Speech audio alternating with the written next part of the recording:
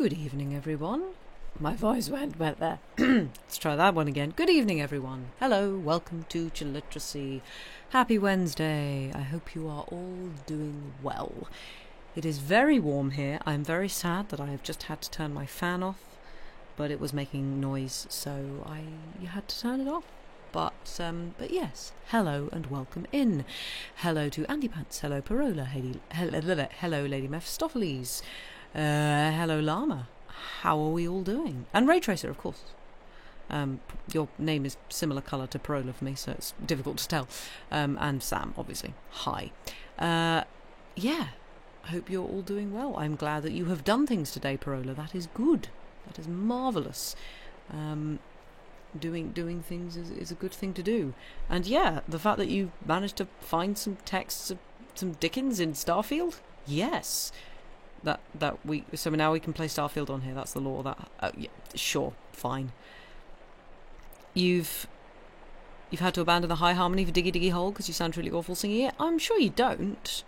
It's middle harmony for you after all. Completely off topic of Chilliteracy, but was it like the swing with me / the what is it? Skin made of iron, steel in our bones. Is it those high bits? Because if it's those bits that are particularly problematic for you, just don't sing them. I wasn't like for the high harmony. I didn't actually originally want those bits to be in because I thought that they were a bit high for that whole harmony part. But the Johns are like, no, put them in. So yeah, so that actual harmony part wasn't really intended like that. It's a little awfully squeaky through the whole thing. Oh, okay. Well, I'm sure it didn't, but absolutely do what you're comfortable with. And yeah, singing's always a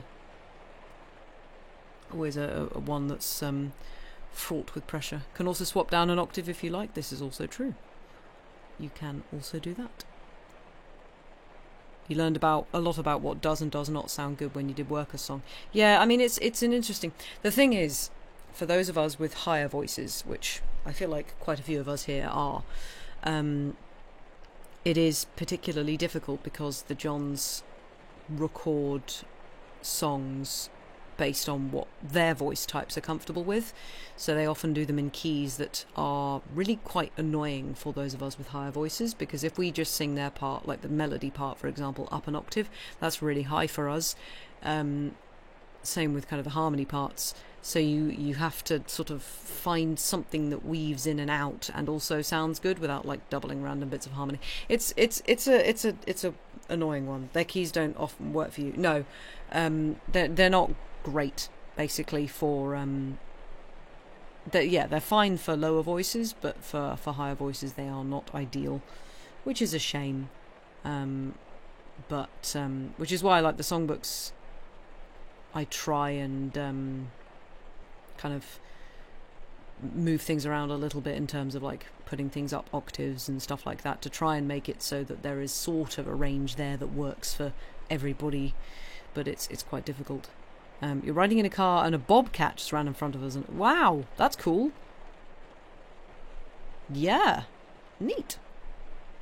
Yeah, that is very cool. My exciting wildlife thing was a dragonfly was having a great time earlier. Massive great dragonfly in the garden. Yeah, just zipping around. I just watched it for a while. It was great. But yes, happy Wednesday, everybody.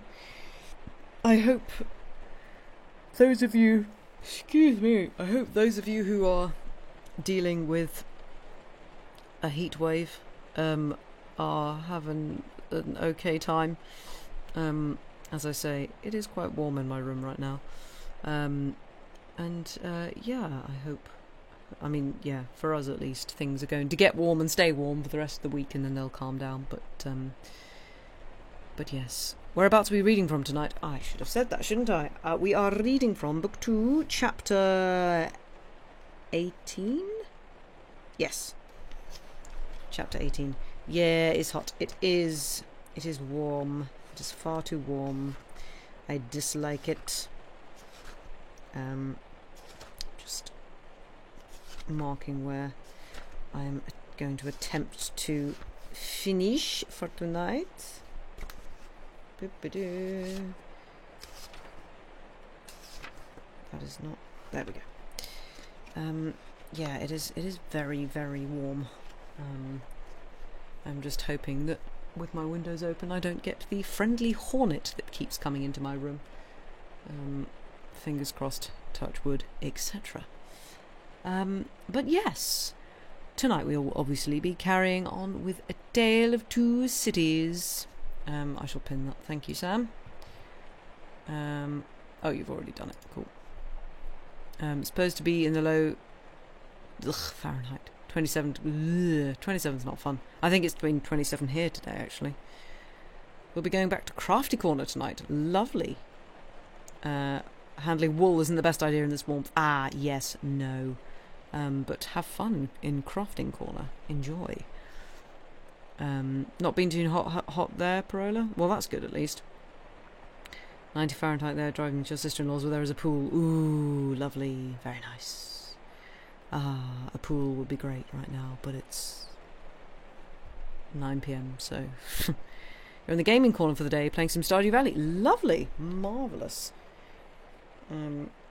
It is a good game. And yeah. I feel like there's been another resurgence of like... Maybe it's just this time of year, like, you know, cozy farming games and things like that. I mean, like, Palia's been out. Stardew, I feel like people have got back in... Well, not that people ever don't enjoy Stardew, but sort of getting more back into it. Valheim has an update, which Sam and I are trying not to play until it gets, like, more autumnal weather. But yes, you're on the crafting corner with a nice beanie. Ooh, lovely. It's going to be 34 degrees there. Oof, that's horrible. Pool in the park by your house, but it's always full of youths. Lovely. Delightful. We do like youths.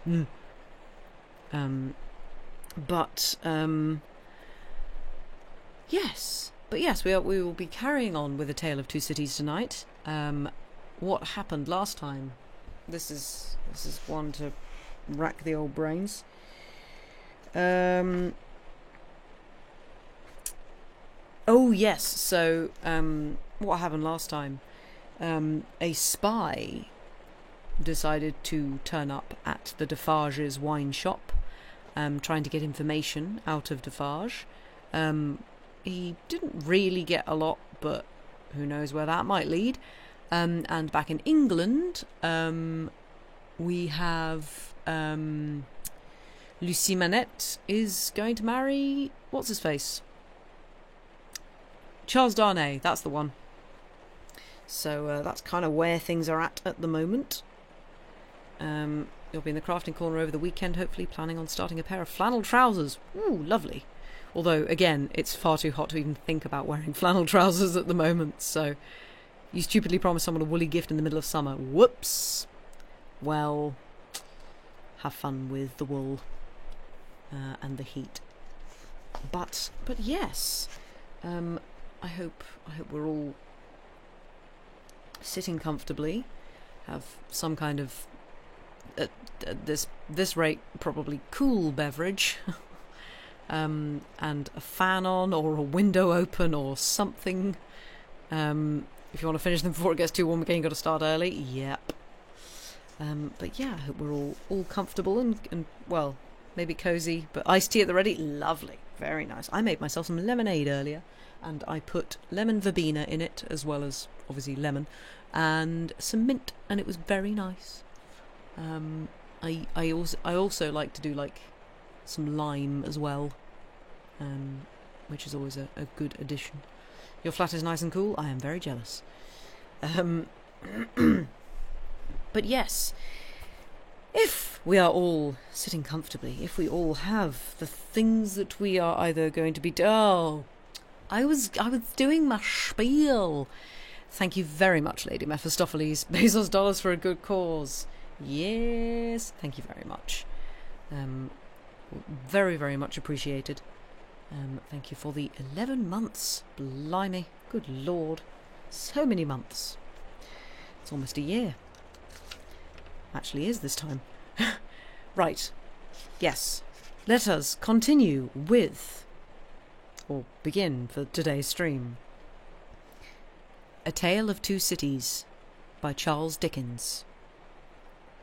Book 2, Chapter 18. 9 Days. The marriage day was shining brightly, and they were ready outside the closed door of the doctor's room, where he was speaking with Charles Darnay. They were ready to go to church. The beautiful bride, Mr. Lorry, and Miss Pross, to whom the event, through a gradual process of reconcilement to the inevitable, would have been one of absolute bliss, but for the yet lingering consideration that her brother Solomon should have been the bridegroom.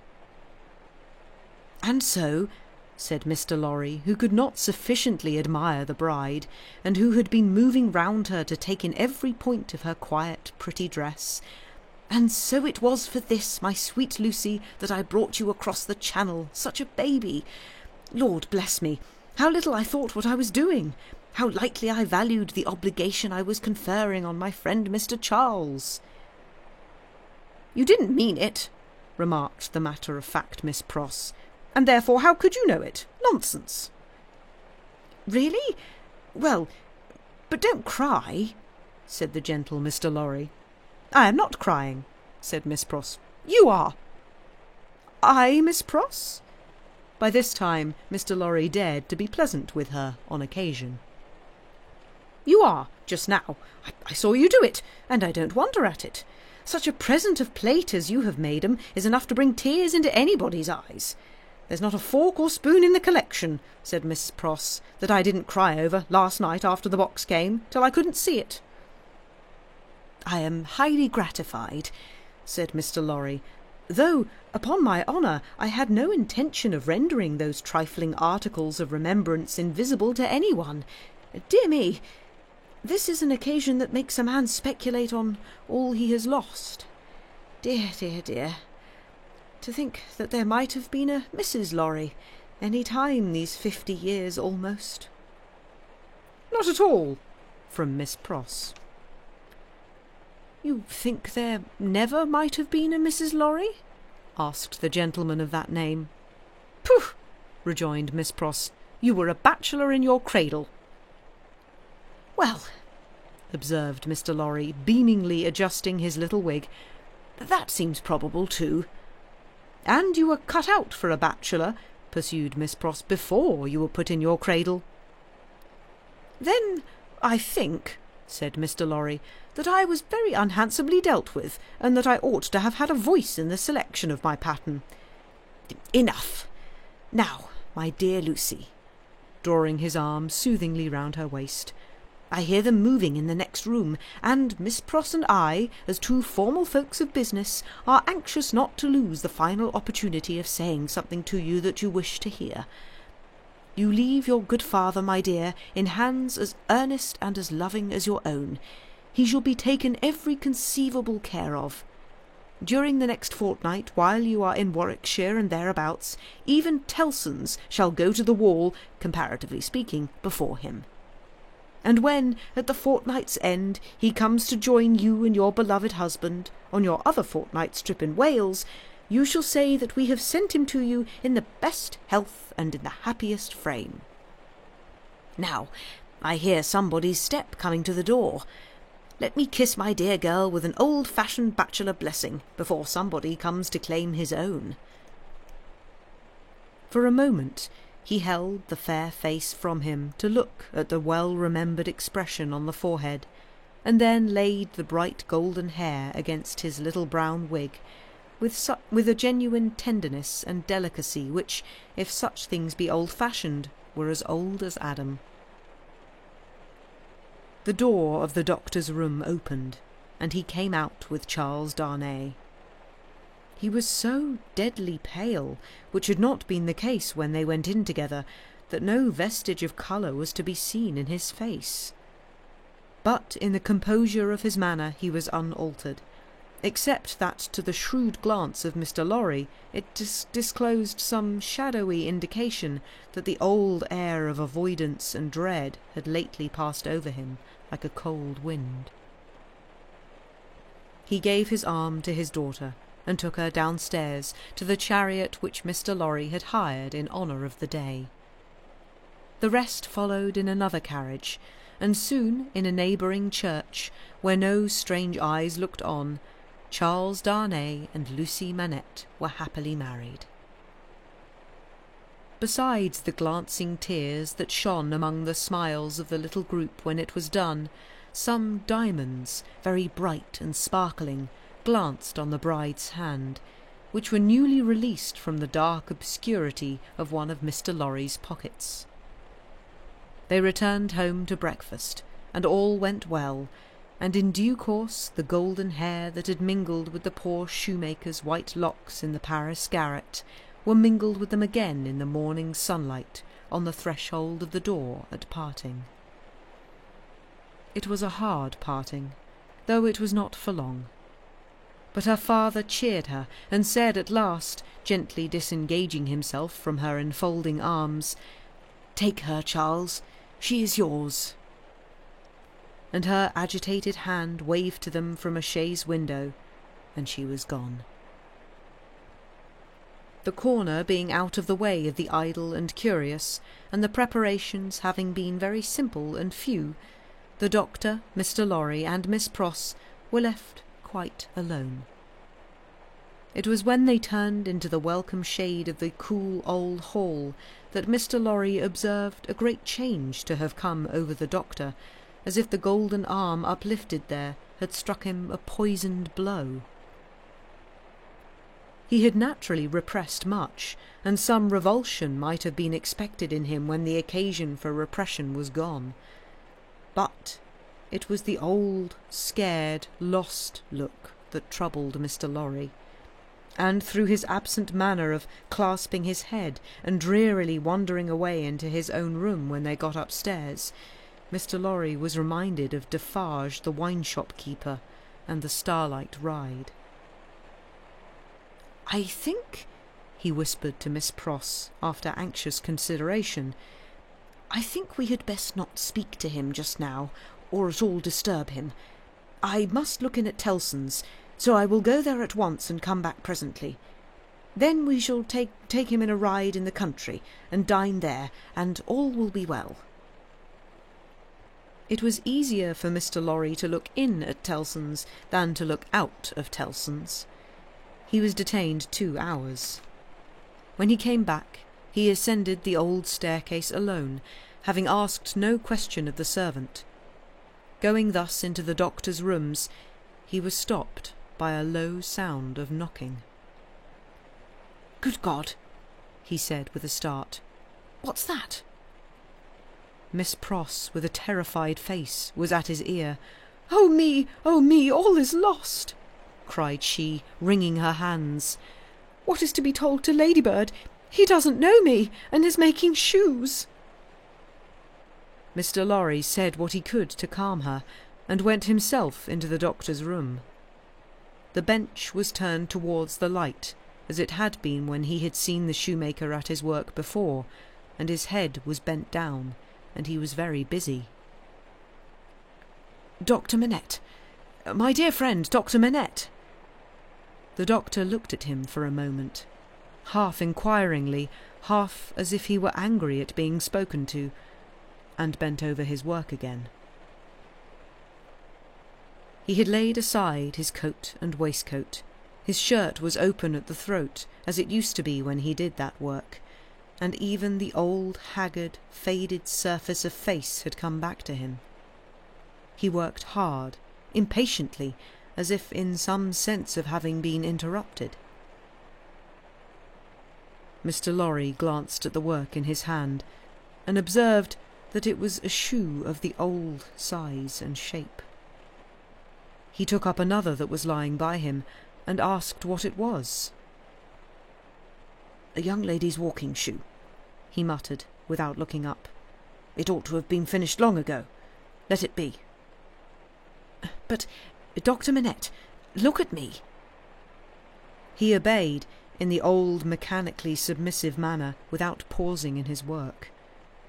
"You know me, my dear friend. Think again. This is not your proper occupation. Think, dear friend." Nothing would induce him to speak more. He looked up for an instant at a time when he was requested to do so, but no persuasion would extract a word from him. He worked and worked and worked in silence, and words fell on him as they would have fallen on an echoless wall or on the air. The only ray of hope that Mr. Lorry could discover was that he sometimes furtively looked up without being asked. In that there seemed a faint expression of curiosity or perplexity, as though he were trying to reconcile some doubts in his mind. Two things at once impressed themselves on Mr. Lorry as important above all others. The first, that this must be kept secret from Lucy. The second, that it must be kept secret from all who knew him. In conjunction with Miss Pross, he took immediate steps towards the latter precaution, by giving out that the doctor was not well and required a few days of complete rest. In aid of the kind deception to be practised on his daughter, Miss Pross was to write, describing his having been called away professionally, and referring to an imaginary letter of 2 or 3 hurried lines in his own hand, represented to have been addressed to her by the same post. These measures, advisable to be taken in any case, Mr. Lorry took in the hope of his coming to himself. If that should happen soon, he kept another course in reserve, which was to have a certain opinion that he thought the best on the doctor's case. In the hope of his recovery, and of resort to this third course being thereby rendered practicable, Mr. Lorry resolved to watch him attentively, with as little appearance as possible of doing so. He therefore made arrangements to absent himself from Tellson's for the first time in his life, and took his post by the window in the same room. He was not long in discovering that it was worse than useless to speak to him, since, on being pressed, he became worried. He abandoned that attempt on the first day, and resolved merely to keep himself always before him, as a silent protest against the delusion into which he had fallen, or was falling. He remained, therefore, in his seat near the window, reading and writing, and expressing in as many pleasant and natural ways as he could think of that it was a free place. Dr. Manette took what was given him to eat and drink, and worked on, that first day, until it was too dark to see, worked on half an hour after Mr. Lorry could not have seen for his life to read or write. When he put his tools aside as useless until morning, Mr. Lorry rose and said to him, "Will you go out?" He looked down at the floor on either side of him in the old manner, looked up in the old manner, and repeated in the old, low voice, "Out? Yes, for a walk with me. Why not?" He made no effort to say why not, and said not a word more. But Mr. Lorry thought he saw, as he leaned forward on his bench in the dusk, with his elbows on his knees and his head in his hands, that he was in some misty way asking himself why not. The sagacity of the man of business perceived an advantage here, and determined to hold it. Miss Pross and he divided the night into 2 watches, and observed him at intervals from the adjoining room. He paced up and down for a long time before he lay down, but when he did finally lay himself down, he fell asleep. In the morning he was up betimes, and went straight to his bench and to work. On this second day, Mr. Lorry saluted him cheerfully by his name, and spoke to him on topics that had been of late familiar to them. He returned no reply, but it was evident that he heard what was said, and that he thought about it, however confusedly. This encouraged Mr. Lorry to have Miss Pross in with her work several times during the day. At those times they quietly spoke of Lucy, and of her father then present, precisely in the usual manner, and as if there were nothing amiss. This was done without any demonstrative accompaniment, not long enough, or often enough to harass him, and it lightened Mr. Lorry's friendly heart to believe that he looked up oftener, and that he appeared to be stirred by some perception of inconsistencies surrounding him. When it fell dark again, Mr. Lorry asked him as before, "Dear Doctor, will you go out?" As before, he repeated, "Out?" "Yes, for a walk with me. Why not?" This time Mr. Lorry feigned to go out when he could extract no answer from him, and, after remaining absent for an hour, returned. In the meanwhile the doctor had removed to the seat in the window, and had sat there looking down at the plane tree, but on Mr. Lorry's return he slipped away to his bench. The time went very slowly on, and Mr. Lorry's hope darkened, and his heart grew heavier again, and grew yet heavier and heavier every day. The 3rd day came and went, the 4th, the 5th. 5 days, 6 days, 7 days, 8 days, 9 days. With a hope ever darkening, and with a heart always growing heavier and heavier, Mr. Lorry passed through this anxious time. The secret was well kept, and Lucy was unconscious and happy, but he could not fail to observe that the shoemaker, whose hand had been a little out at first, was growing dreadfully skilful, and that he had never been so intent on his work, and that his hands had never been so nimble and expert as in the dusk of the 9th evening.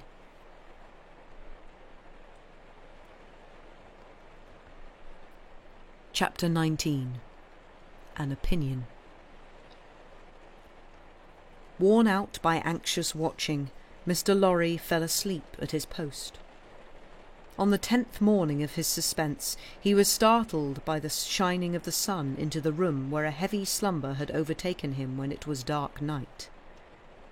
He rubbed his eyes and roused himself, but he doubted when he had done so whether he was not still asleep. For, going to the door of the doctor's room and looking in, he perceived that the shoemaker's bench and tools were put aside again, and that the doctor himself sat reading at the window. He was in his usual morning dress, and his face, which Mr. Lorry could distinctly see, though still very pale, was calmly studious and attentive. Even when he had satisfied himself that he was awake, Mr. Lorry felt giddily uncertain for some few moments whether the late shoemaking might not be a disturbed dream of his own, for did not his eyes show him his friend before him in his accustomed clothing and aspect, and employed as usual, and was there any sign within their range that the change of which he had so strong an impression had actually happened? It was but the inquiry of his first confusion and astonishment, the answer being obvious. If the impression were not produced by a real corresponding and sufficient cause, how came he, Jarvis Lorry, there? How came he to have fallen asleep, in his clothes, on the sofa in Dr. Manette's consulting room, and to be debating these points outside the doctor's bedroom door in the early morning? Within a few minutes, Miss Pross stood whispering at his side. If he had had any particle of doubt left, her talk would of necessity have resolved it, but he was by that time clear-headed, and had none. He advised that they should let the time go by until the regular breakfast hour, and should then meet the doctor as if nothing unusual had occurred. If he appeared to be in his customary state of mind, Mr. Lorry would then cautiously proceed to seek direction and guidance from the opinion he had been, in his anxiety, so anxious to obtain. Miss Pross submitting herself to his judgment, the scheme was worked out with care. Having abundance of time for his usual methodical toilet, Mr. Lorry presented himself at the breakfast hour in his usual white linen and with his usual neat leg. The doctor was summoned in the usual way and came to breakfast. So far as it was possible to comprehend him without overstepping those delicate and gradual approaches which Laurie felt to be the only safe advance, he at first supposed that his daughter's marriage had taken place yesterday. An incidental allusion, purposely thrown out, to the day of the week and the day of the month, set him thinking and counting, and evidently made him uneasy. In all other respects, however, he was so composedly himself that Mr. Lorry determined to have the aid he sought, and that aid was his own. Therefore, when the breakfast was done and cleared away, and he and the doctor were left together, Mr. Lorry said, feelingly, "My dear Manette, I am anxious to have your opinion, in confidence, on a very curious case in which I am deeply interested. That is to say, it is very curious to me. Perhaps to your better information it may be less so." Glancing at his hands, which were discoloured by his late work, the doctor looked troubled and listened attentively. He had already glanced at his hands more than once.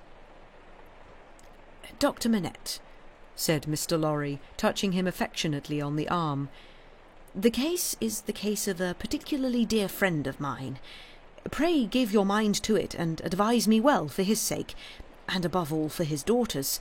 His daughters, my dear Manette." "If I understand," said the doctor in a subdued tone, "some mental shock." "Yes." "Be explicit," said the doctor. "Spare no detail."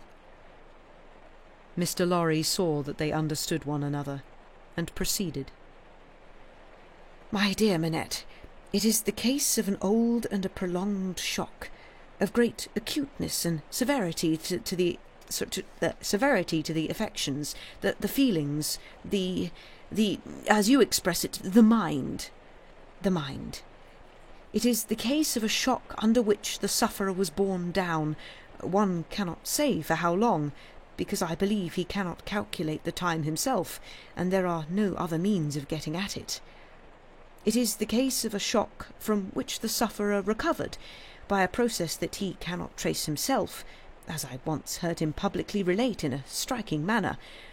It is the case of a shock from which he has recovered so completely as to be a highly intelligent man, capable of a close application of mind and great exertion of body, and of constantly making fresh additions to his stock of knowledge, which was already very large.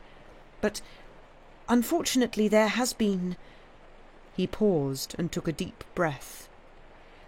"A slight relapse." The doctor, in a low voice, asked, "Of how long duration?" 9 days and nights. "How did it show itself?" "I infer," glancing at his hands again, "in the resumption of some old pursuit connected with the shock." "That is the fact." "Now, did you ever see him?" asked the doctor, distinctly and collectedly, though in the same low voice. "Engaged in that pursuit originally?" "Once." "And when the relapse fell on him, was he in most respects, or in all respects, as he was then?" "I think in all respects." "You spoke of his daughter. Does his daughter know of the relapse?" "No, it has been kept from her, and I hope will always be kept from her. It is known only to myself and to one other who may be trusted." The doctor grasped his hand and murmured, "That was very kind. That was very thoughtful." Mr. Lorry grasped his hand in return, and neither of the two spoke for a little while. "Now, my dear Manette," said Mr. Lorry at length, in his most considerate and most affectionate way, "I am a mere man of business, and unfit to cope with such intricate and difficult matters. I do not possess the kind of information necessary. I do not possess the kind of intelligence. I want guiding. There is no man in this world on whom I could so rely for right guidance as on you. Tell me, How does this relapse come about? Is there danger of another? Could a repetition of it be prevented? How should a repetition of it be treated? How does it come about at all? What can I do for my friend? No man ever can have been more desirous in his heart to serve a friend than I am to serve mine, if I knew how. But I don't know how to originate in such a case. If your sagacity, knowledge, and experience could put me on the right track, I might be able to do so much. Unenlightened and undirected, I can do so little. Pray discuss it with me. Pray enable me to see it a little more clearly, and teach me how to be a little more useful. Dr. Manette sat meditating after these earnest words were spoken, and Mr. Lorry did not press him. "I think it probable," said the doctor, breaking silence with an effort, "that the relapse you have described, my dear friend, was not quite unforeseen by its subject." "Was it dreaded by him?" Mr. Lorry ventured to ask. "Very much." He said it with an involuntary shudder.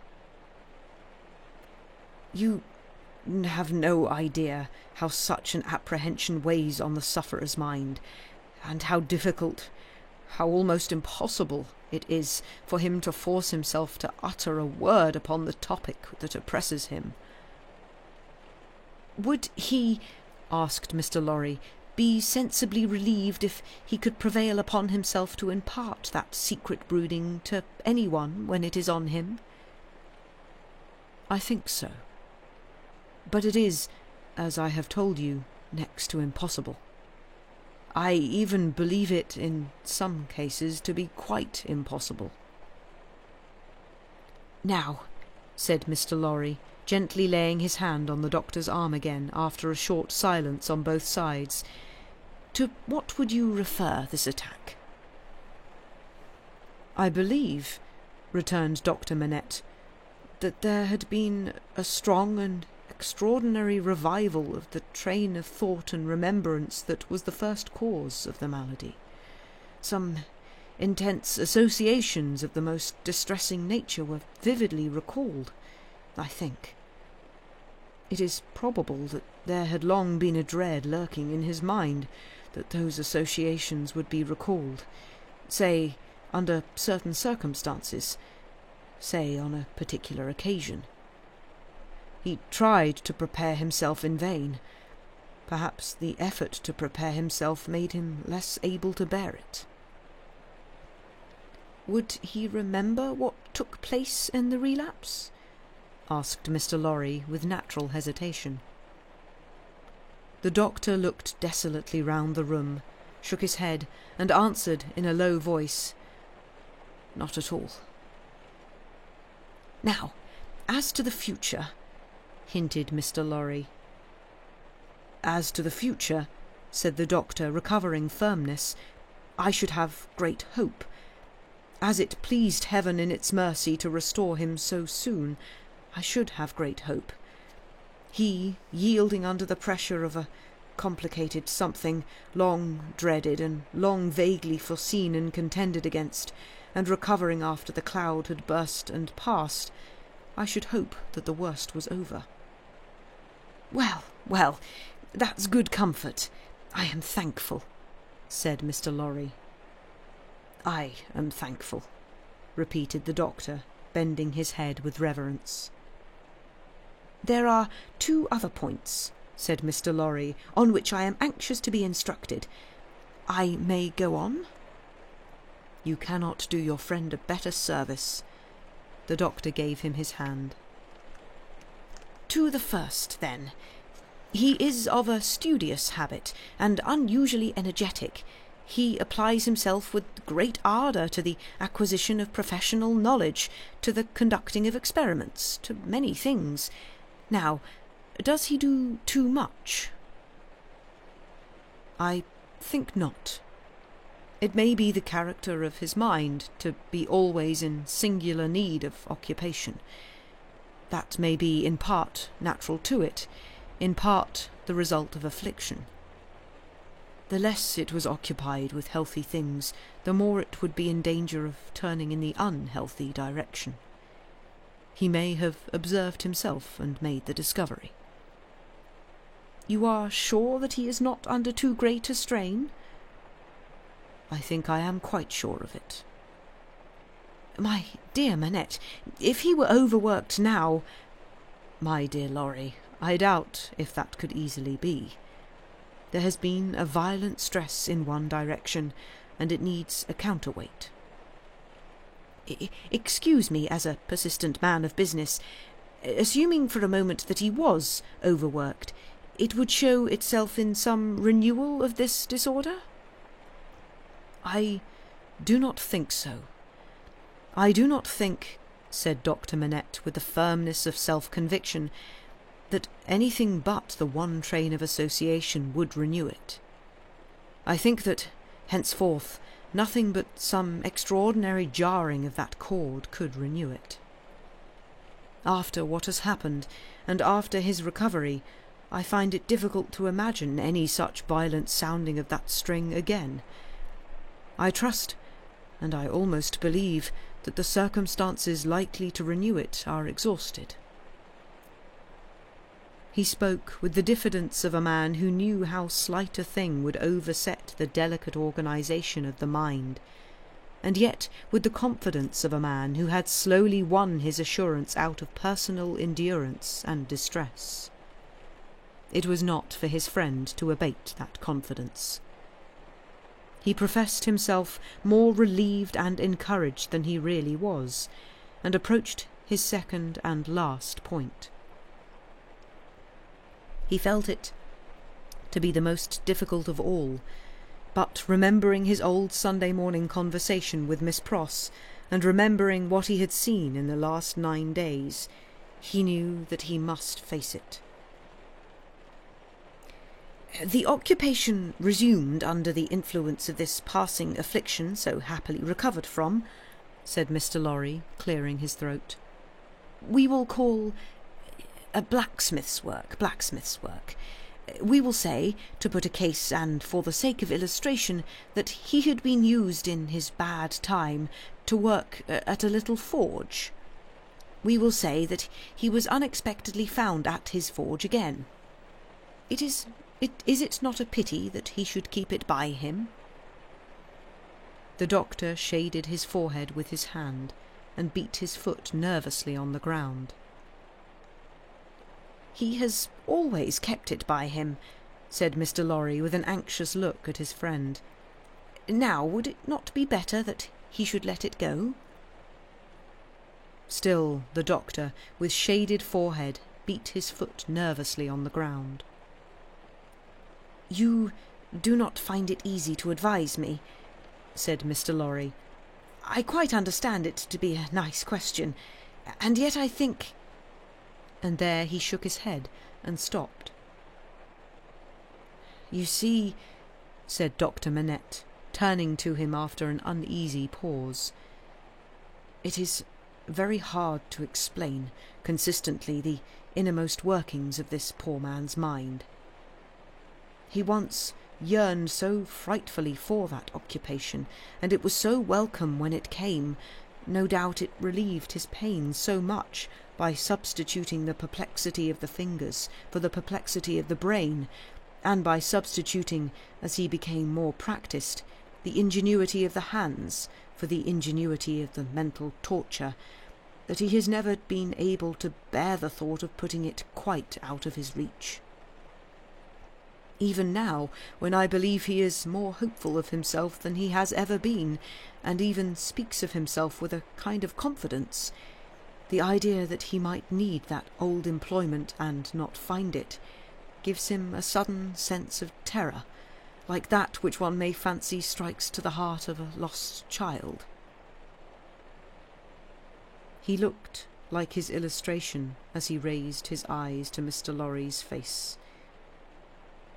But may not— Mind, I ask for information as a plodding man of business who only deals with such material objects as guineas, shillings, and banknotes. May not the retention of the thing involve the retention of the idea? If the thing were gone, my dear Manette, might not the fear go with it? In short, is it not a concession to the misgiving to keep the forge?" There was another silence. "You see, too," said the doctor tremulously, "it is such an old companion." I would not keep it," said Mr. Lorry, shaking his head, for he gained in firmness as he saw the doctor disquieted. "I would recommend him to sacrifice it. I only want your authority. I am sure it does no good. Come, give me your authority like a dear good man, for his daughter's sake, my dear Manette." Very strange to see what a struggle there was within him. "In her name, then, let it be done. I sanction it. But I would not take it away while he was present. Let it be removed when he is not there. Let him miss his old companion after an absence." Mr. Lorry readily engaged for that, and the conference was ended. They passed the day in the country, and the doctor was quite restored. On the 3 following days he remained perfectly well, and on the 14th day he went away to join Lucy and her husband. The precaution that had been taken to account for his silence Mr. Lorry had previously explained to him, and he had written to Lucy in accordance with it, and she had no suspicions. On the night of the day on which he left the house, Mr. Lorry went into his room with a chopper, saw, chisel, and hammer, attended by Miss Pross carrying a light. There, with closed doors, and in a mysterious and guilty manner, Mr. Lorry hacked the shoemaker's bench to pieces, while Miss Pross held the candle as if she were assisting at a murder, for which, indeed, in her grimness, she was no unsuitable figure. The burning of the body, previously reduced to pieces convenient for the purpose, was commenced without delay in the kitchen fire, and the tools, shoes, and leather were buried in the garden. So wicked do destruction and secrecy appear to honest minds, that Mr. Lorry and Miss Pross, while engaged in the commission of their deed and in the removal of its traces, almost felt and almost looked like accomplices in a horrible crime.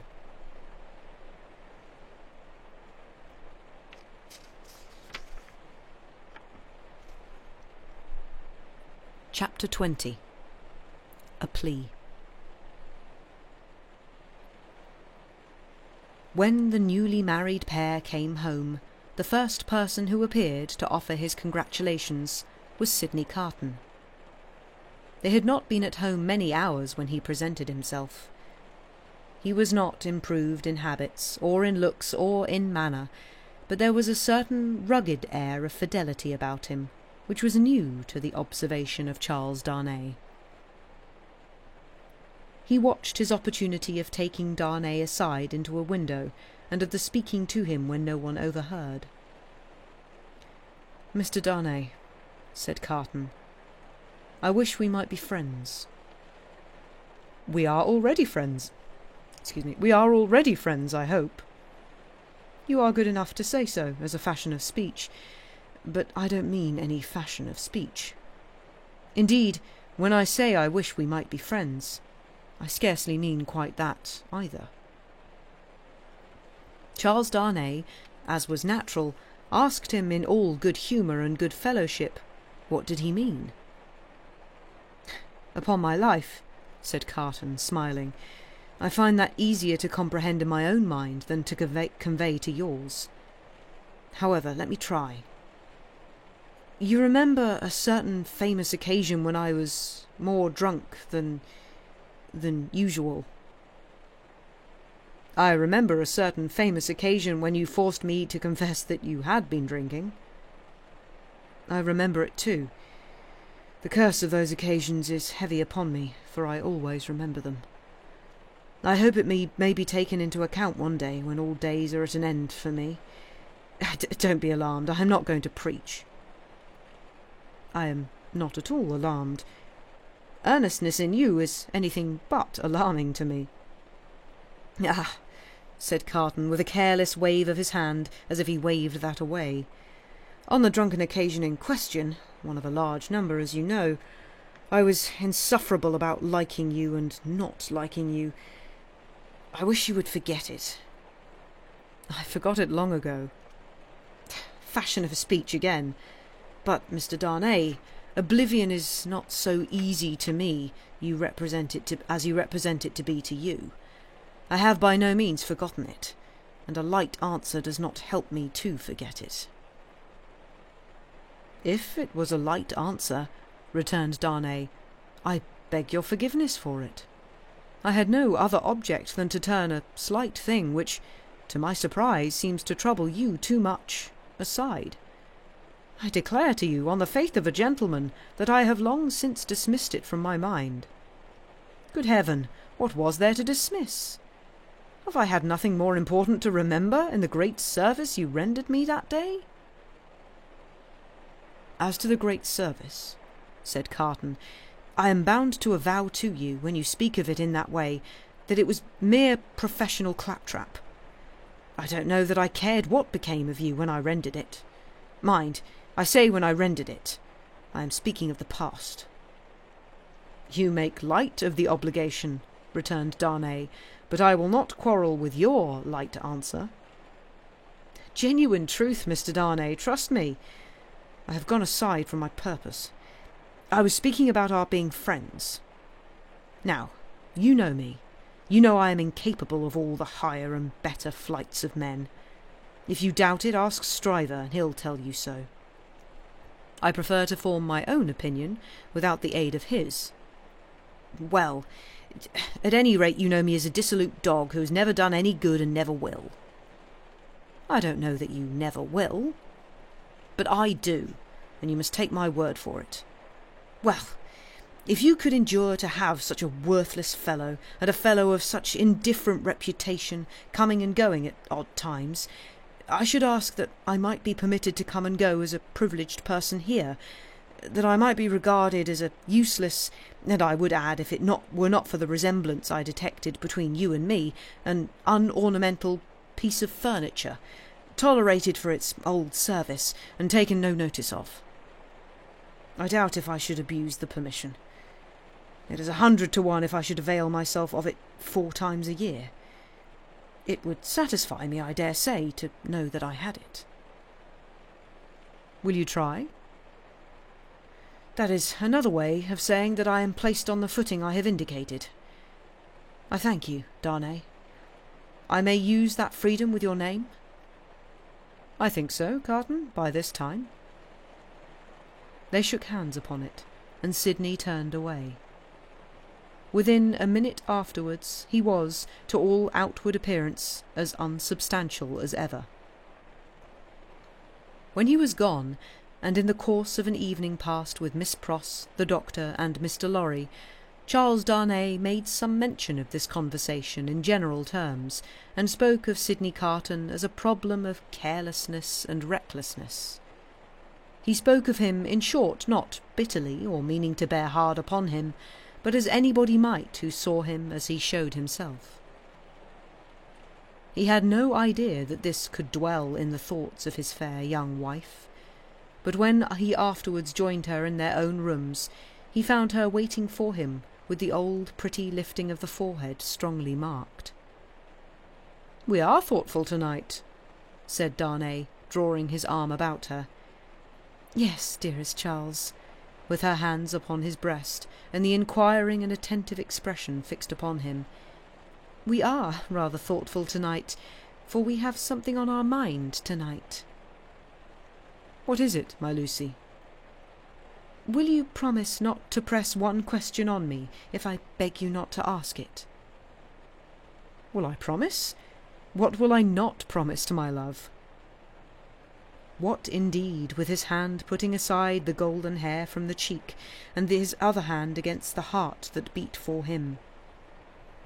"I think, Charles, poor Mr. Carton deserves more consideration and respect than you expressed for him tonight." "Indeed, my own? Why so?" "That is what you are not to ask me. But I know he does." "If you know it, it is enough. What would you have me do, my life?" "I would ask you, dearest, to be very generous with him always, and very lenient on his faults when he is not by.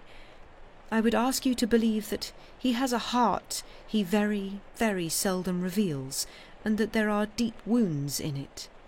My dear, I have seen it bleeding." "It is a painful reflection to me," said Charles Darnay, quite astounded, "that I should have done him any wrong. I never thought this of him." "My husband, it is so. I fear he is not to be reclaimed. There is scarcely a hope that anything in his character or fortunes is reparable now. But I am sure that he is capable of good things, gentle things, even magnanimous things."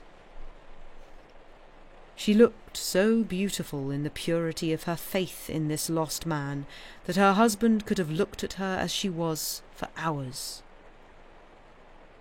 "And, oh, my dearest love," she urged, clinging nearer to him, laying her head upon his breast, and raising her eyes to his, "remember how strong we are in our happiness, and how weak he is in his misery."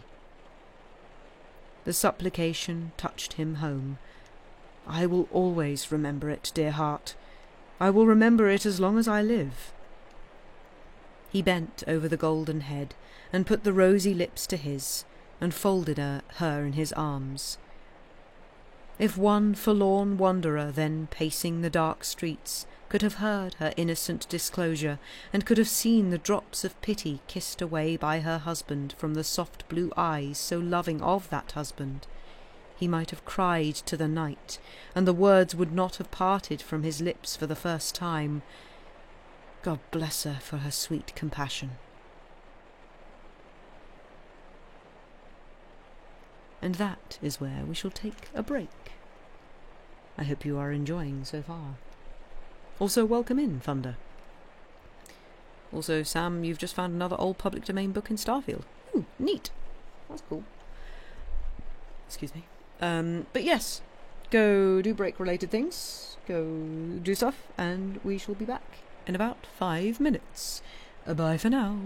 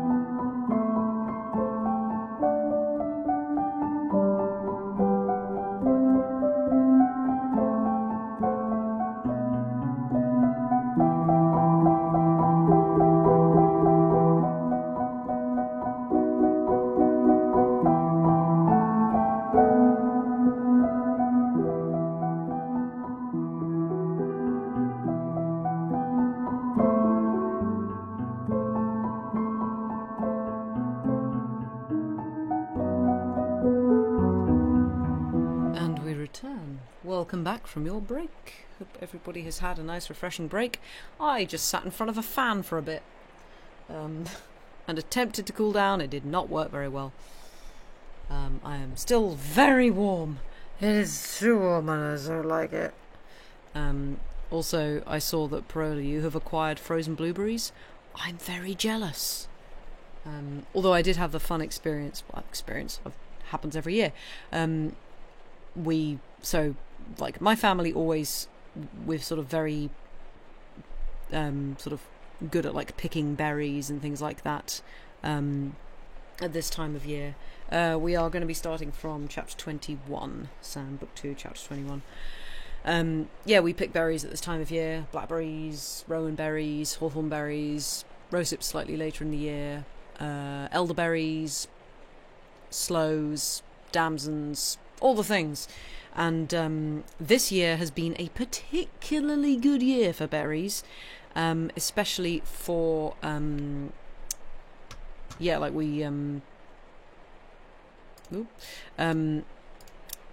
picked loads of elderberries, and there is nothing more satisfying than freezing a bunch of elderberries, then because we're like freeze them on like a baking tray so that they don't all stick together, and so there's like a nice thin layer of them, and then you like get them all off the baking tray into like a Tupperware box, then you put that in the freezer, and it's just like you can dig your hands into them, and it's basically like very satisfying cold gravel, but berries. It's just it's a good stuff. Anyone know how to change a light bulb, especially when you can't reach while sitting down? Ooh. Oh, that's annoying.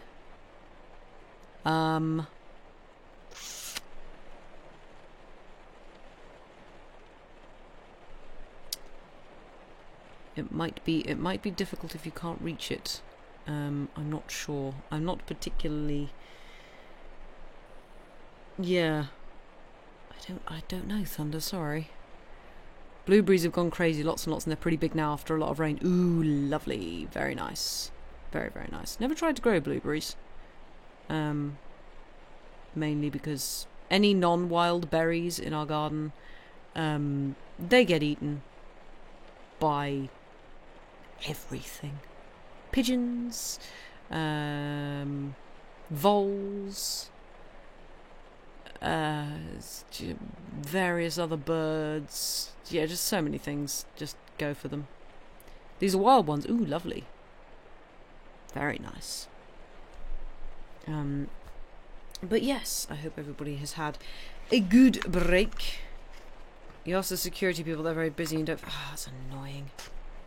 Tried to grow blueberries one year, the birds got them all and then the bushes died. Sad.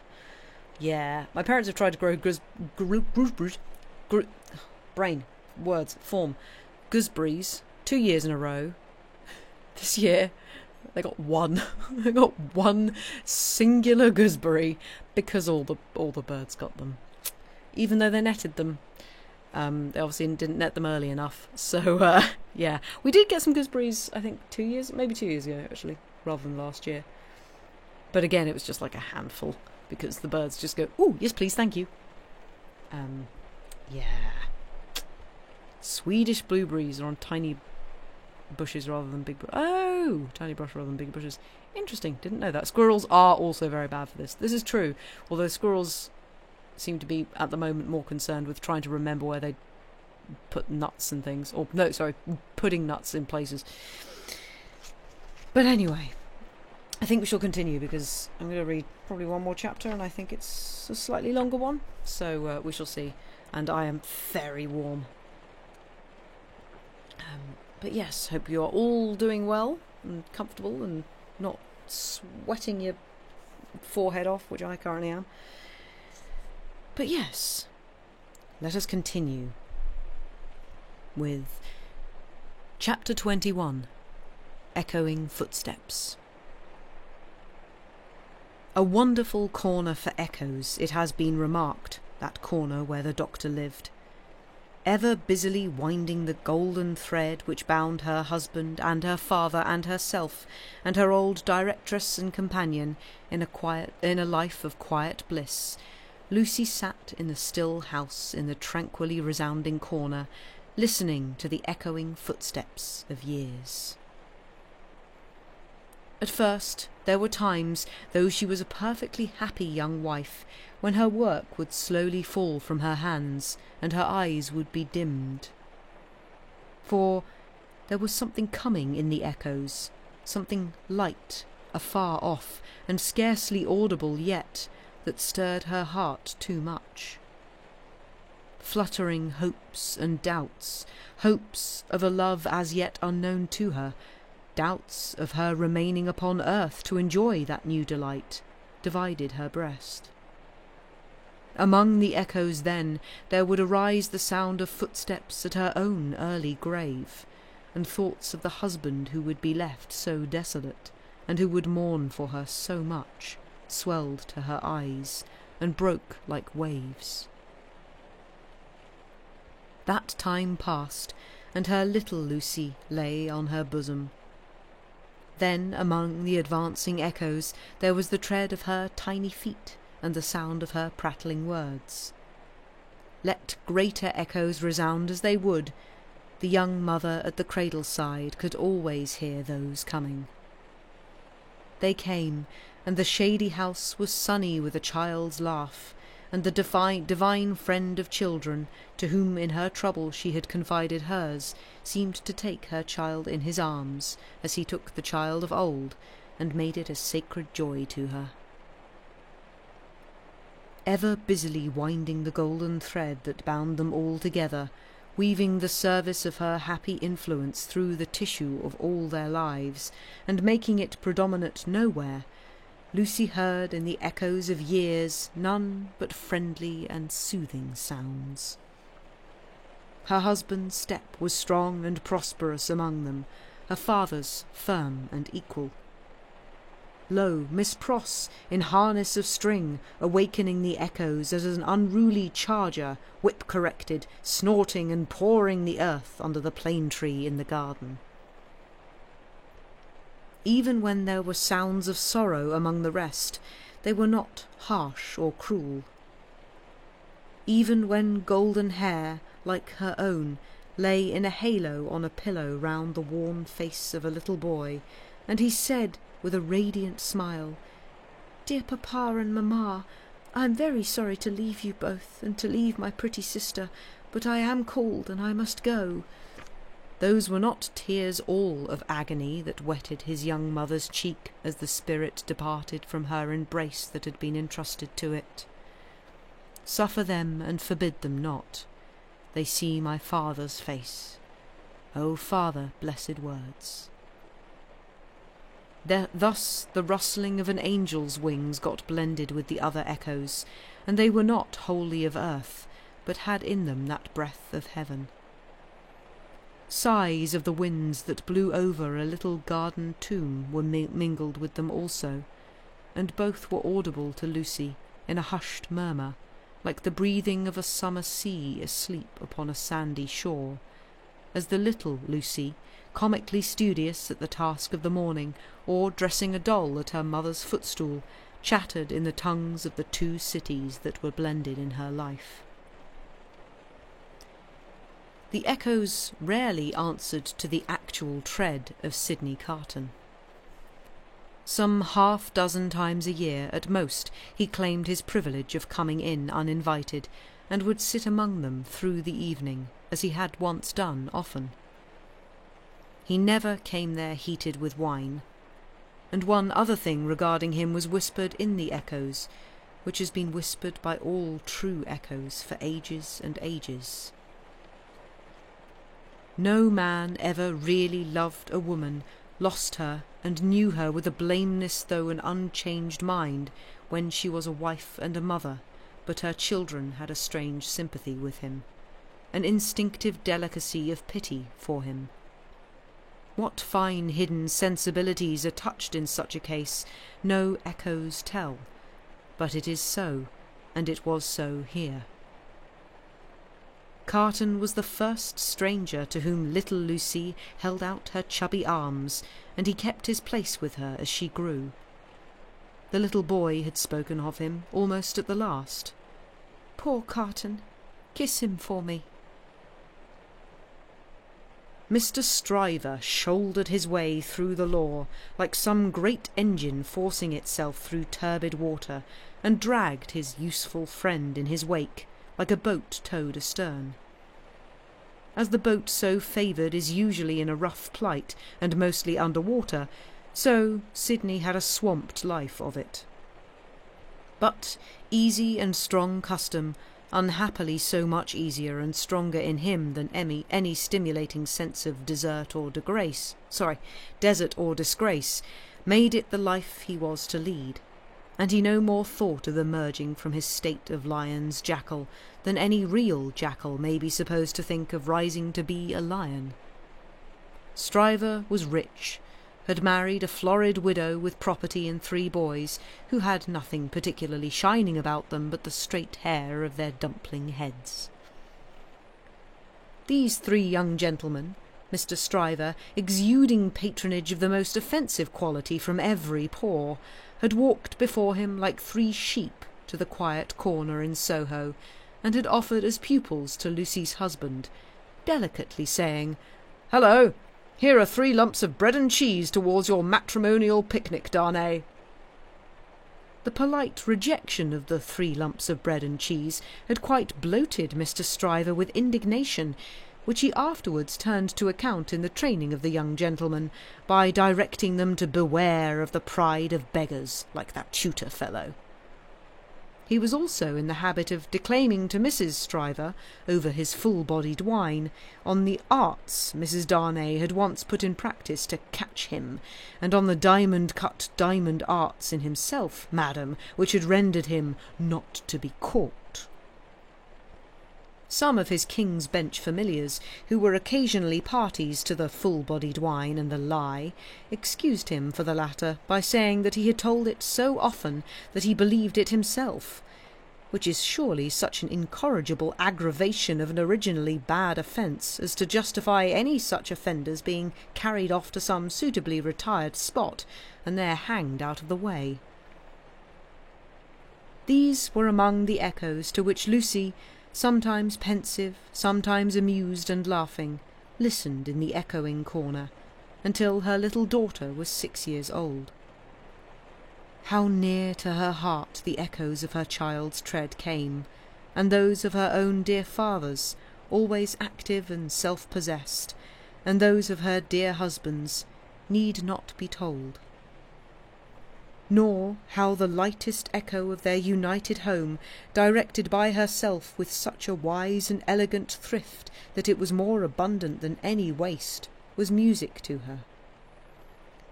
Nor how there were echoes all about her, sweet in her ears, of the many times her father had told her that he found her more devoted to him married, if that could be, than single, and of the many times her husband had said to her that no cares and duties seemed to divide her love for him or her help to him, and asked her, "What is the magic secret, my darling, of your being everything to all of us, as if there were only one of us, yet never seeming to be hurried or have too much to do?" But there were other echoes from a distance that rumbled menacingly in the corner all through this space of time. And it was now, about little Lucy's sixth birthday, that they began to have an awful sound, as of a great storm in France with a dreadful sea rising. On a night in mid-July 1789, Mr. Lorry came in late from Tellson's, and sat himself down by Lucy and her husband in the dark window. It was a hot, wild night, and they were all 3 reminded of the old Sunday night, when they had looked at the lightning from the same place. "I began to think," said Mr. Lorry, pushing his brown wig back, "that I should have to pass the night at Tellson's. We have been so full of business all day that we have not known what to do first, or which way to turn. There is such an uneasiness in Paris that we have actually a run of confidence upon us. Our customers over there seem not to be able to confide their property to us fast enough. There is positively a mania among some of them for sending it to England. "That is a bad look," said Darnay. "A bad look, you say, my dear Darnay? Yes, but we don't know what reason there is in it. People are so unreasonable. Some of us at Tellson's are getting old, and we really can't be troubled out of the ordinary course without due occasion." "Still," said Darnay, "you know how gloomy and threatening the sky is." "I know that, to be sure," assented Mr. Lorry, trying to persuade himself that his sweet temper was soured, and that he grumbled. "But I am determined to be peevish after my long day's botheration. Where is Manette?" "Here he is," said the doctor, entering the dark room at that moment. I'm quite glad you are at home, for these hurries and forebodings by which I have been surrounded all day long have made me nervous without reason. You are not going out, I hope?" "No, I'm going to play backgammon with you, if you like," said the doctor. "I don't think I do like, if I may speak my mind. I am not fit to be pitted against you tonight. Is the tea-board still there, Lucy? I can't see." "Of course, it has been kept for you." "Thank ye, my dear. The precious child is safe in bed?" "And sleeping soundly." "That's right, all safe and well. I don't know why anything should be otherwise than safe and well here, thank God, but I've been so put out all day, and I am not as young as I was. My tea, my dear, thank ye. Now, come and take your place in the circle, and let us sit quiet, and hear the echoes about which you have your theory." "Not a theory, it was a fancy." A fancy, then, my wise pet," said Mr. Lorry, patting her hand. "They are very numerous and very loud, though, are they not? Only hear them." Headlong, mad and dangerous footsteps to force their way into anybody's life, footsteps not easily made clean again if once stained red, the footsteps raging in Saint Antoine afar off, as the little circle sat in the dark London window. Saint Antoine had been, that morning, a vast dusky mass of scarecrows heaving to and fro, with frequent gleams of light above the billowy heads, where steel blades and bayonets shone in the sun. A tremendous roar arose from the throat of Saint Antoine, and a forest of naked arms struggled in the air like shrivelled branches of trees in a winter wind, all the fingers convulsively clutching at every weapon or semblance of a weapon that was thrown up from the depths below, no matter how far off. Who gave them out? Whence they last came? Where they began? Through what agency they crookedly quivered and jerked, scores at a time, over the heads of the crowd, like a kind of lightning, no eye in the throng could have told. But muskets were being distributed. So were cartridges, powder and ball, bars of iron and wood, knives, axes, pikes. Every weapon that distracted ingenuity could discover or devise.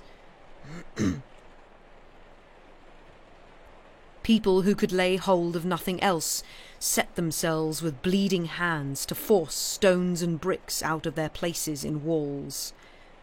Every pulse and heart in Saint Antoine was on high fever strain and at high fever heat. Every living creature there held life as of no account, and was demented with a passionate readiness to sacrifice it.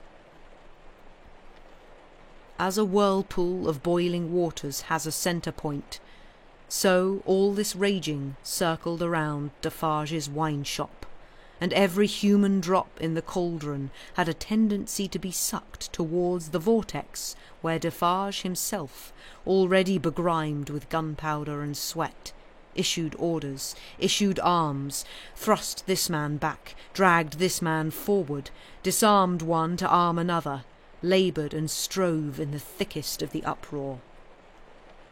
"Keep near to me, Jacques 3, cried Defarge, "and do you, Jacques 1 and 2, separate and put yourselves at the head of as many of these patriots as you can. Where is my wife? Well, here you see me. said Madame, composed as ever, but not knitting today. Madame's resolute right hand was occupied with an axe in place of the usual softer implements, and in her girdle were a pistol and a cruel knife. "Where do you go, my wife?" "I go," said Madame, "with you at present. You shall see me at the head of women by and by." "Come then," cried Defarge in a resounding voice. "Patriots and friends, we are ready. The Bastille!" With a roar that sounded as if all the breath in France had been shaped into the detested word, the living sea rose. Wave on wave, depth on depth, and overflowed the city to that point. Alarm bells ringing, drums beating, the sea raging and thundering on its new beach, the attack began. Deep ditches, double drawbridge, massive stone walls, 8 great towers, cannon, muskets, fire and smoke. Through the fire and through the smoke, in the fire and in the smoke, for the sea cast him up against a cannon, and on the instant he became a cannoneer, Defarge of the wine shop worked like a manful soldier 2 fierce hours. Deep ditch, single drawbridge, massive stone walls, 8 great towers, cannon, muskets, fire and smoke. 1 drawbridge down. "Work, comrades all, work! Work, Jacques 1, Jacques 2, Jacques 1,000, Jacques 2,000, Jacques 25,000, in the name of all the angels or the devils, which you prefer, work!" Thus Defarge of the wine shop, still at his gun, which had long grown hot. "To me, women!" cried Madame, his wife. "What? We can kill as well as the men when the place is taken." And to her, with a shrill, thirsty cry, trooping women, variously armed, but all armed alike in hunger and revenge. Cannon, muskets, fire and smoke. But still the deep ditch, the single drawbridge, the massive stone walls, and the 8 great towers. Slight displacements of the raging sea, made by the falling wounded. Flashing weapons, blazing torches, smoking wagon loads of wet straw, hard work at neighbouring barricades in all directions, shrieks, volleys, execrations, bravery without stint, boom, smash and rattle, and the furious sounding of the living sea. But still the deep ditch, the single drawbridge, and the massive stone walls, and the 8 great towers, and still Defarge of the wine shop at his gun, grown doubly hot by the service of 4 fierce hours. A white flag from within the fortress, and a parley, this dimly perceptible through the raging storm, nothing audible in it. Suddenly the sea rose immeasurably wider and higher, and swept Defarge of the wine shop over the lowered drawbridge, past the massive stone outer walls, in among the 8 great towers, surrendered. So resistless was the force of the ocean bearing him on, that even to draw his breath or turn his head was as impracticable as if he had been struggling in the surf at the South Sea until he was landed in the outer courtyard of the Bastille. There, against an angle of a wall, he made a struggle to look about him. Jacques 3 was nearly at his side. Madame Defarge, still heading some of her women, was visible in the inner distance, and her knife was in her hand. Everywhere was tumult, exultation, deafening and maniacal bewilderment, astounding noise, yet furious dumb show. "The prisoners! The records! The secret cells! The instruments of torture! The prisoners!" Of all these cries, and 10,000 incoherencies, the prisoners was the cry most taken up by the sea that rushed in, as if there were an eternity of people as well as of time and space. When the foremost billows rolled past, bearing the prison officers with them, and threatening them all with instant death if any secret nook remained undisclosed, Defarge laid his strong hand on the breast of one of these men, a man with a grey head, who had a lighted torch in his hand, separated him from the rest, and got between himself and the wall. "Show me the North Tower," said Defarge. "Quick!" "I will faithfully," replied the man, "if you will come with me. But there is no one there." "What is the meaning of 105 North Tower?" asked Defarge. "Quick!" The meaning, monsieur? Does it mean a captive, or a place of captivity? Or do you mean that I shall strike you dead?" "Kill him!" croaked Jacques III, who had come close up. "Monsieur, it is a cell." "Show it me." "Pass this way, then." Jacques III, with his usual craving on him, and evidently disappointed by the dialogue taking a turn that did not seem to promise bloodshed, held by Defarge's arm as he held by the turnkey's. Their 3 heads had been close together during this brief discourse, and it had been as much as they could do to hear one another, even then, so tremendous was the noise of the living ocean in its eruption into the fortress, and its inundation of the courts and passages and staircases. All around outside, too, it beat the walls with a deep, hoarse roar, from which occasionally some partial shouts of tumult broke and leaped into the air like spray. Through gloomy vaults, where the light of day had never shone, past hideous doors of dark dens and cages, down cavernous flights of steps, and again up steep rugged ascents of stone and brick, more like dry waterfalls than staircases, Defarge, the turnkey, and Jacques III, linked hand and arm, went with all the speed they could make. Here and there, especially at first, the inundation started on them and swept by, but when they had done descending and were winding and climbing up a tower, they were alone. Hemmed in here by the massive thickness of walls and arches, the storm within the fortress and without was only audible to them in a dull, subdued way, as if the noise out of which they had come had almost destroyed their sense of hearing. The turnkey stopped at a low door, put a key in a clashing lock, swung the door slowly open, and said, as they all bent their heads and passed in, 105 North Tower. There was a small, heavily grated, unglazed window high in the wall, with a stone screen before it, so that the sky could be only seen by stooping low and looking up. There was a small chimney, heavily barred across, a few feet within. There was a heap of old feathery wood ashes on the hearth. There was a stool and table and a straw bed. There were the 4 blackened walls and a rusted iron ring in one of them.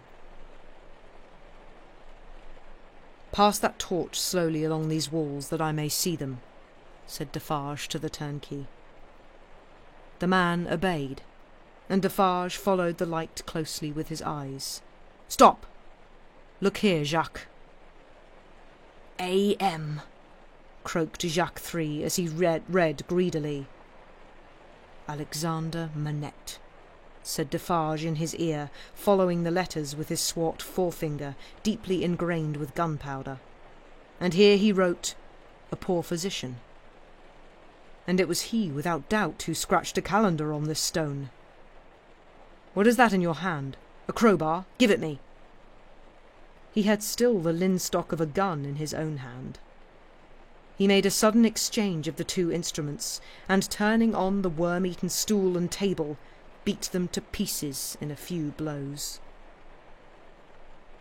"Hold the light higher," he said wrathfully to the turnkey. "Look among these fragments with care, Jacques, and see."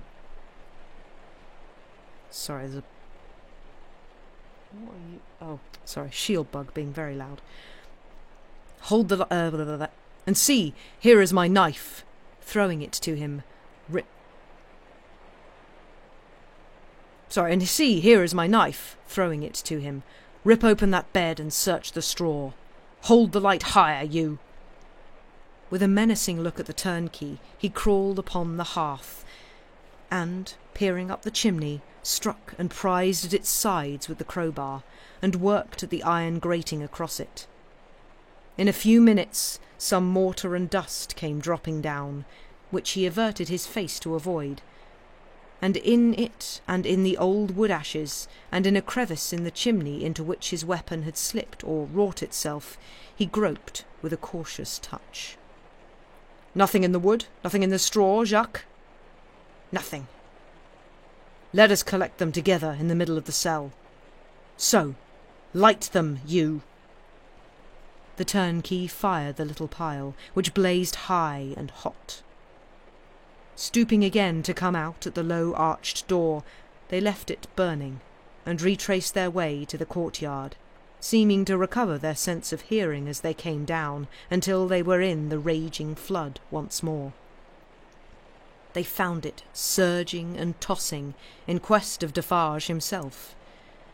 Saint-Antoine was clamorous to have its wine-shop keeper foremost in the guard upon the governor who had defended the Bastille and shot the people. Otherwise the governor would not be marched to the Hôtel de Ville for judgment. Otherwise the governor would escape, and the people's blood, suddenly of some value after many years of worthlessness, be unavenged. In the howling universe of passion and contention that seemed to encompass this grim old officer conspicuous in his grey coat and red decoration, there was but one quite steady figure, and that was a woman's. "See, there is my husband," she cried, pointing him out. "See Defarge." She stood immovable close to the grim old officer, and remained immovable close to him. Remained immovable close to him through the streets, as Defarge and the rest bore him along. Remained immovable close to him when he was got near his destination, and began to be struck at from behind. Remained immovable close to him when the long gathering rain of stabs and blows fell heavy, was so close to him when he dropped dead under it, that suddenly animated she put her foot upon his neck, and with her cruel knife, long, ready, hewed off his head. The hour was come when Saint-Antoine was to execute his horrible idea of hoisting up men for lamps to show what he could be and do. Saint-Antoine's blood was up, and the blood of tyranny and domination by the iron hand was down on the steps of the Hôtel de Ville where the governor's body lay, down on the sole of the shoe of Madame Defarge where she had trodden on the body to steady it for mutilation. "Lower the lamp yonder," cried Saint-Antoine, after glaring round for a new means of death. "Here is one of his soldiers to be left on guard." The swinging sentinel was posted, and the sea rushed on. The sea of black and threatening waters, and of destructive upheaving of wave against wave, whose depths were yet unfathomed and whose forces were yet unknown. The remorseless sea of turbulently swaying shapes, voices of vengeance, and faces hardened in the furnaces of suffering until the touch of pity could make no mark on them. But in the ocean of faces, where every fierce and furious expression was in vivid life, there were two groups of faces, each 7 in number, so fixedly contrasting with the rest that never did sea roll which bore more memorable wrecks with it. 7 faces of prisoners, suddenly released by the storm that had burst their tomb, were carried high overhead, all scared, all lost, all wondering and amazed, as if the last day were come, and those who rejoiced around them were lost spirits. Other 7 faces were there, carried higher, 7 dead faces, whose drooping eyelids and half-seen eyes awaited the last day. Impassive faces, yet with a suspended, not an abolished, expression on them. Faces rather in a fearful pause, as having yet to raise the dropped lids of the eyes and bear witness with the bloodless lips. Thou didst it. 7 prisoners released, 7 gory heads on pikes, the keys of the accursed fortress of the 8 strong towers, some discovered letters and other memorials of prisoners of old time, long dead of broken hearts, such and such like the loudly echoing footsteps of Saint Antoine escort through the Paris streets in mid-July, 1789. Now heaven defeat the fancy of Lucie Darnay, and keep these feet far out of her life. For they are headlong, mad, and dangerous, and in the years so long after the breaking of the cask at Defarge's wine-shop door, they are not easily purified when once stained red. And I think that is where we shall end for tonight, because my voice is getting a little bit hoarse, and there is a flippin' stink bug. Oh no, there are two! There are 2 shield bugs that are buzzing around my room, and a gigantic spider. Just don't actually know where it went. Just chilling somewhere. I just saw it out the corner of my eye when I was reading. But yes, woohoo violence. Also, hello Billiam, welcome in. Lovely to see you here. Thank you very much for popping in. Ooh, bugs, yeah, quite. I mean, it's better than the massive hornet that keeps visiting me.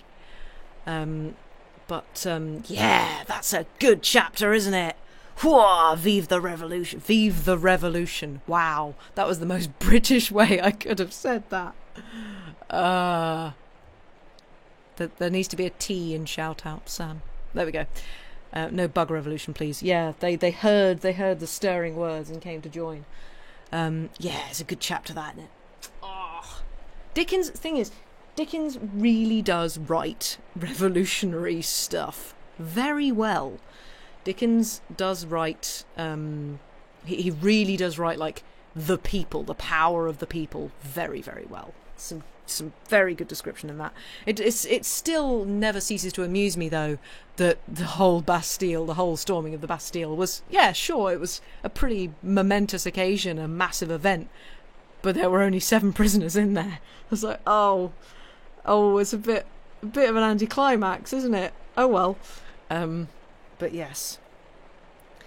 But yeah, I hope you all enjoyed. I am so warm. You've never felt so patriotic, and you're not even French. Exactly. Yes. But yeah. And also, yeah, we had Sidney Carton doing his I'm just really bad. My life is so hard and I'm such a bad person, but can you be nice to me, please? Bless him. Bless his little cotton socks. Tonight we are all Jacques. Oui, we are. Oh, I just got a nice breeze. Yes, breeze, come in, please. But yes. Vive la révolution. There we go. Finally said it in a French accent. Yeah, I hope you all enjoyed that. Thank you all very much for being here, all you lovely people. For those of you who weren't there on Saturday? Yes, Saturday. When we raided over to Billy and Babble, who you can see in chat. Do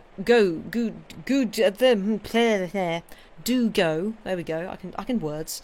This is the thing. I can read Dickens just fine as soon as I start speaking normally. But yes, do head on over and give Billy and Babble a follow, because it does cool stuff, really cool stuff, and you are still reading bits of The Hobbit at the moment. Am I correct in saying? And also really cool jigsaws. Sam and I did one of the ones last night, and yeah, fun times. Streamers speak difficult, exactly. But yes, for those of you, if you didn't follow when we did then, highly endorsed channel, absolutely lovely. Yes, absolutely. We love your stuff. It's great. The Morris Sendak Hobbit one, yes, with all the black and white like cross hatching. Turns out that's quite difficult to do as a jigsaw. But yes, if you are a fan of lovely chill vibes and it's just a lovely place to be, go head on over there. You normally do digital doodles, but you're streaming reading for the moment. Yes, and your digital doodles are also wonderful. I have given you a follow on Instagram and stuff. Just awesome things. But yes, let us see. It was pretty great, and it made you get around to start rereading The Hobbit. Nice! Excellent. More people reading stuff. That is what we like. Sorry about that, the black and white one's the worst. I mean, I enjoy challenging jigsaws, so it was fun. We did choose to do it. God. Yeah, what was hang on, which one of you, where is it? Where you people made me laugh. Yeah, thanks Sam very much for Andre 3000. That nearly made me corpse. Also Andy Pants, my name's Dennis. You two, dreadful. Don't distract the streamer like that. Just mean.